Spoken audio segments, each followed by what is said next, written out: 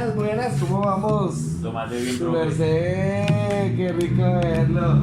Aquí otra vez en la bitácora. Siempre un gusto saludarnos, más si es para tratar estos temas musicales, ¿no?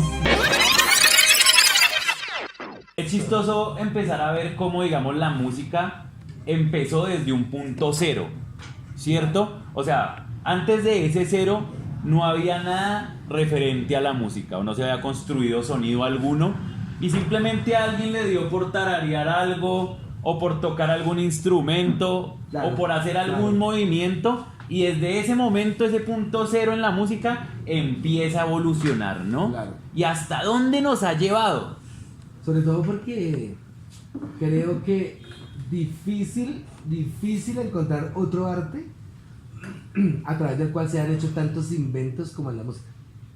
O sea, se inventaron de todo. O sea, yo no sé si yo te contaba, incluso las primeras cuerdas decían que eran de tripas de gato.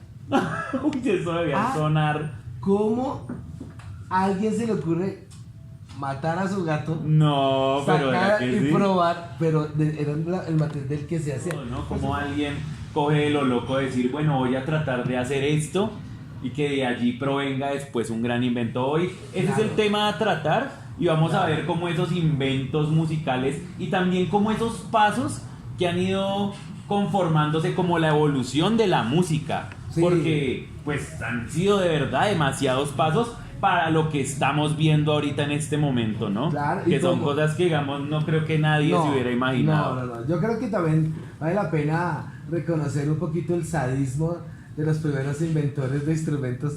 Porque es que cogerle el cuero a una vaca Bueno, sí, para... y decirle, venga, si yo tiempo esta vaina, ¿Qué le sucede? puedo dar. No, tiene que ser muy sádicos. Muy sádicos. Es que eso no puede haber nada. Es que él tuvo que matar la vaca. Pensar en quitarle el cuero. O sea, no fue como que cayó un cuero sobre esto y toque y sonó. Es como, ¿qué estaba pensando el primero que ordeñó una vaca? Imagínese. ¿Ah? Y ordeñó la vaca y se inventó la marrana, la tolimense, ¿la has visto? Oh, ¿De qué es? La de Roserito, la de Roserito. Ah, bueno. Algo le dio ahí y dijo, esta es la... Preocúpese más por el que ordeñó el toro. Ese que es una marrana más grande.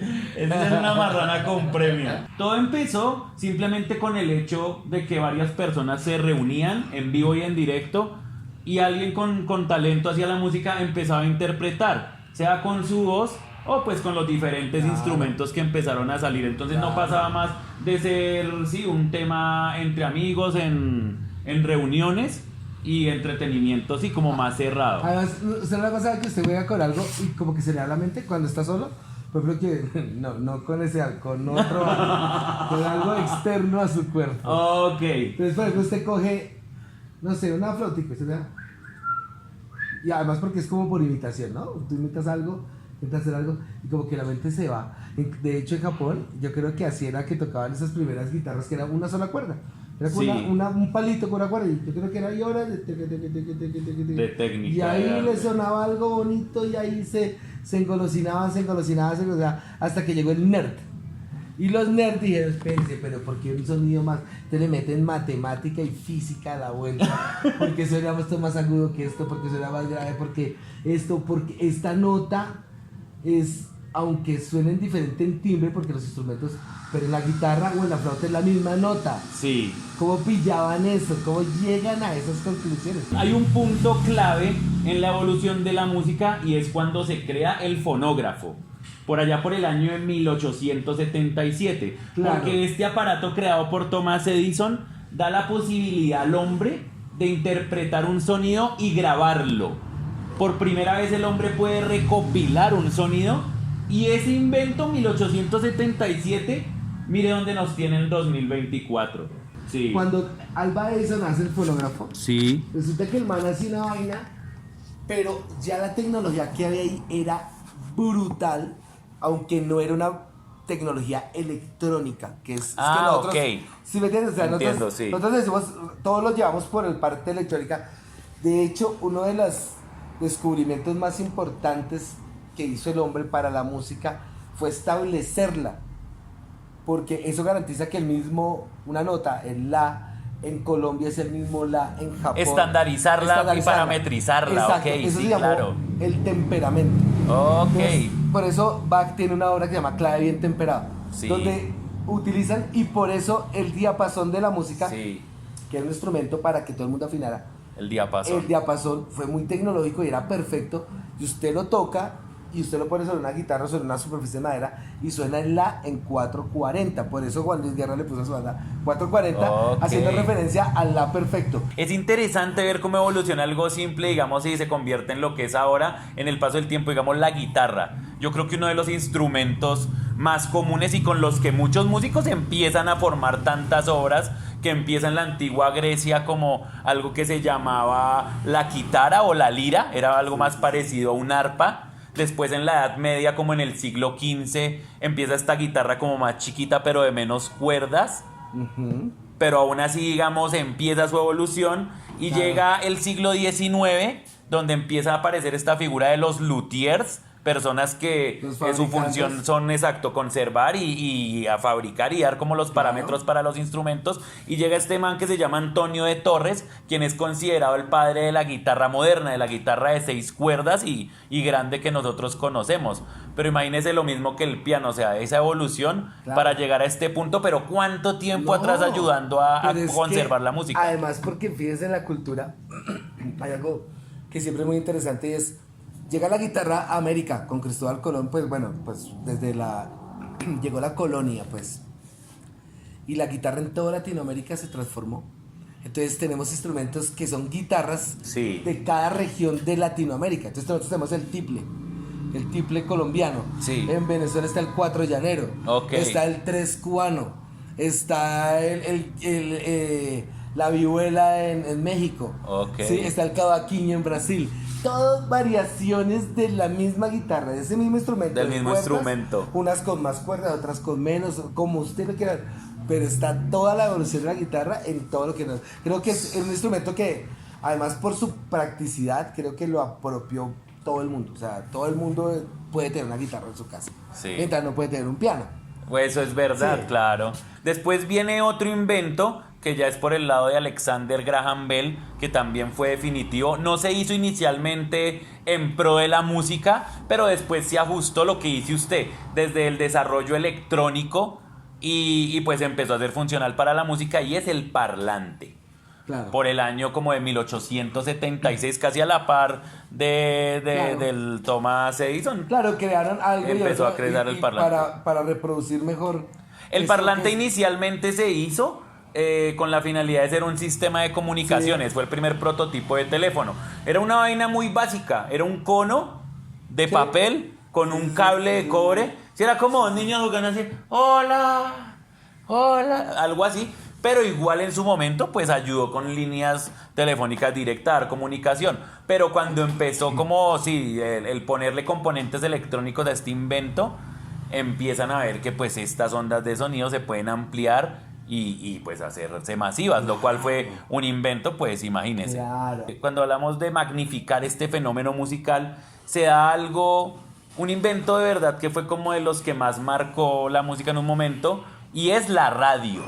La radio fue el primer sistema que realmente ayudó a que la música fuera por todas partes del mundo. Claro, además porque lo mismo, estaba todo como separado, ¿no? Sí. Estaban los manes intentando grabar, estaban los manes intentando tocar, pero la radio tenía algo y tiene una característica que me parece a mí hermosa, y es que la radio no tenía sistema de grabación, o sea, la radio era en directo. En directo. Toda la radio. Les llamaban a una banda para tocar, ya que estaba una hora, tenían que estar listos, porque a las 8:05 en punto, porque empezaban a tocar, sonaban en vivo, volvían locos a todo el mundo, porque sonaba esto, todos los programas comediantes, todo era radio en vivo. En vivo. Y ahí los maestros tocaban, las noticias eran en vivo, estaban las famosas radionovelas, que tenían todo un set así de instrumentos y de objetos, Sí. y caminó, y corre no sé qué, y el trueno, tenían todo en vivo, hacían esa vaina los manes. Uy, ese man que generaba todos esos sonidos allá todo en bolata, marica. Además que eran muchos. Pásame la lámina. Y es que todavía vemos fenómenos, digamos, para esta época actual que uno diría, no,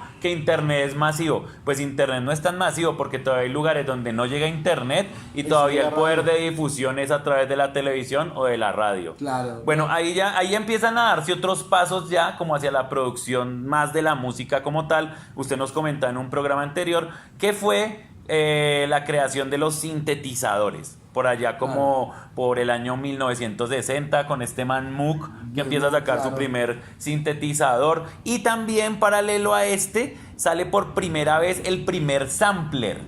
Sampler es la capacidad que tiene la persona de tomar un pedacito de sonido en específico para empezarlo a trabajar, solo fragmentos para empezar a convertirlos. Pues esto fue fundamental para la electrónica, para el hip hop. Desde esa posibilidad de poder hacer el sampler, empiezan a desarrollarse un montón de cosas. Fíjese algo muy bacano. Están los músicos, los instrumentos, las cuerdas, todo lo análogo, o sea, cuerdas, pianos, baterías, guitarra, todo lo que los manes trabajando en cantar. Sí. Y por otro lado estaban los electrónicos, que eran los que hacían el radio, los sistemas de grabación, creaban las reverbs, las plaquetas de sonido, todo esto. El sampler y los sintetizadores que hicieron, que electrónicos se metieron en este otro mundo. O músicos se metieron a este, no sabía cómo decir.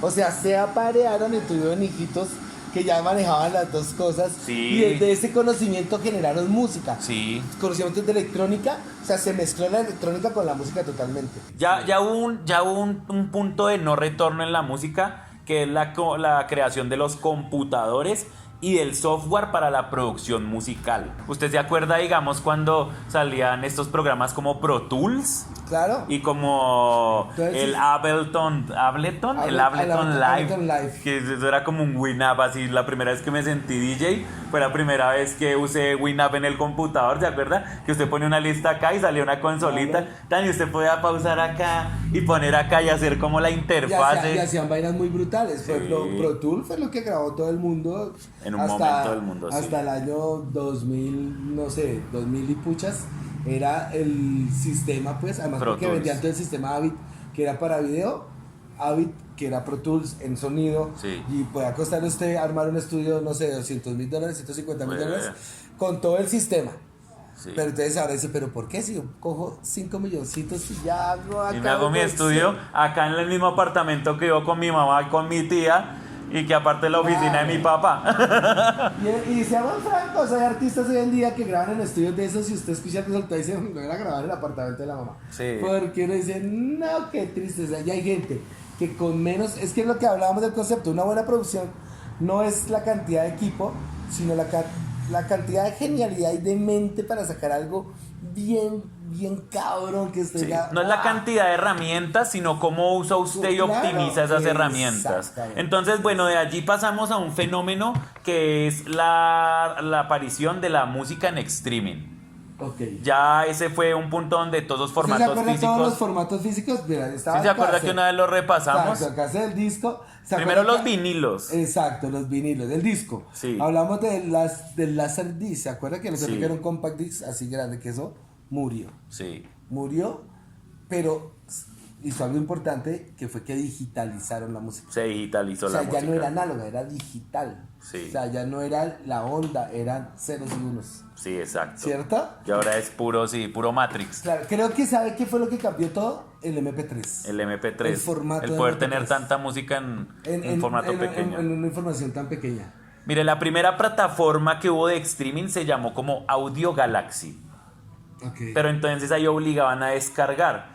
Pero entonces la primera plataforma de streaming que empezó a tener sus bibliotecas de contenido propio y que se las prestaba al usuario, entre comillas, pues fue la que ahorita actualmente está más en vigencia, que es Spotify. Ahora imagínese, le voy a contar 5 eventos para cerrar este capítulo que vienen a futuro, que son cosas, hay unas que no me gustan tanto, hay otras que me parecen interesantes, pero lo que digo es, así como evoluciona la humanidad, es interesantísimo hacia dónde evoluciona la música. Lo primero es la composición musical por inteligencia artificial. Entonces hay un proyecto que es como el proyecto Magenta de Google, que ellos generan como unas tecnologías donde la inteligencia artificial de una base de datos de sonidos empieza a hacer composiciones musicales originales, no copiadas de ningún sonido anterior ni nada. Es muy loco porque es como un poco empiezan a reemplazar el papel del músico, ¿no? Nunca se podrá hacer. Yo creo que algo que las máquinas no nos podrán quitar nunca es la creatividad. Lo que pasa es que, claro, pero esto es algo muy cerca. Lo que pasa es que hacen cosas que son brutales. Entonces, por ejemplo, yo vi una. Entonces usted escribía el texto. Sí. Y ellos le sacaban la canción. Hay otro que usted ni siquiera escribe el texto. ¿Qué quiere? ¿Qué una canción de motivación? ¿Para quién? Para mi esposa. ¿Cuánto usted da toda la información? Toma la canción. Toma tu canción. Ahora imagínese este invento que es la música mediante gestos. Entonces le explico, usted coge y sincroniza 3 violines, una cítara, una guitarra, y simplemente con el movimiento de su mano empieza a generarse lo que los sonidos entiendan que su mano está representando. Okay. Chimba, Como no fuera ¿no? el director, ¿no? Como, O sea, hay como para que lo cogieron en una paja ya severo pong. Ta, ta, ta, ta, ta, ta. ¿Se imagina? Que no lo desconectan. El doble bombo. Taca, taca, taca, taca, taca. Uy. Ahora imagínese este invento donde simplemente con sus ondas cerebrales usted pueda interpretar música. Entonces colocaban el ejemplo de un violinista muy afamado, muy talentoso, que lamentablemente sufre un accidente y pues sus extremidades quedan bloqueadas. Y lleva esto lo mismo, la misma necesidad de ese genio de hacer música, lleva a la tecnología que evolucione y cura sus necesidades e inventan un programa donde lo conectan y él desde su mente con sus ondas cerebrales empieza a tocar un violín. Uy, eso es demasiado Yo volador creo de que mente, apoya ¿no? mucho la pereza. Uy. Más de un violinista, si se quiere estudiar, conecten a vieja mierda. Yo ya tengo eso en la cabeza. No estará por allá Diego Parra, ¿será que no hay uno para comedia? Por último, este fue el que menos me gustó y es algo que se llama como Tone Analyzer. Y es un programa que le asegura que le crea hits con popularidad asegurada y confirmada. O sea, hace eso, si usted pone su canción en este programa, lo que yo entendí es que él toma y lo analiza y hace los ajustes, y bueno, toma, lo analiza y hace los ajustes que le van a asegurar que ese tema sea súper estallador. Ese no me gustó tanto, pero es muy loco hacia donde nos ha llevado la tecnología, ¿no? Imagínese usted crear cualquier cosa y de momento... A mí lo que me preocupa es que detrás de esos programas esté la industria generando parámetros para que usted sea o no sea famoso. Sí. Y que en un momento corten totalmente la creatividad. De acuerdo. Porque para ser famoso tengo que irme obligatoriamente por el camino que ellos me marquen. Sí. El peor miedo, eso? sí. El peor miedo es que encasillen la creatividad, claro, ¿no? Claro. Siento que casi todas estas cosas las genera gente que no tiene talento. O tiene talento para crear sistemas, no crear música. No crear música. Entonces, como no tiene el talento musical, quieren buscar la manera de crearlo sin necesidad del artista. Sí. Y creo que este sistema se puede potenciar, es de la mano de los artistas. O sea, lo que decían, que hubiera hecho un Bach con un sintetizador. Uy, no. Claro, marica. pero porque pero tenemos sintetizador, pero ninguno somos Bach. Sí. Entonces, Pepa se hubiera metido. Uy, no. entonces creo que ahí ahí les queda la tarea. Pero no podrán con nosotros, No profe. podrán porque nosotros No no podrán somos creativos. estandarizar nuestra creatividad, señores. No creamos. Póngame el autotón, el que sea, papá. Que usted me va a poner a perros criollos en el Chorro de Quevedo. No importa, papá. Acá estamos más firmes que En el nunca. metaverso lo puede meter, no importa. En el metaverso, Casacúa y Álvaro Rubio. Usted sabe cómo es, muchachos.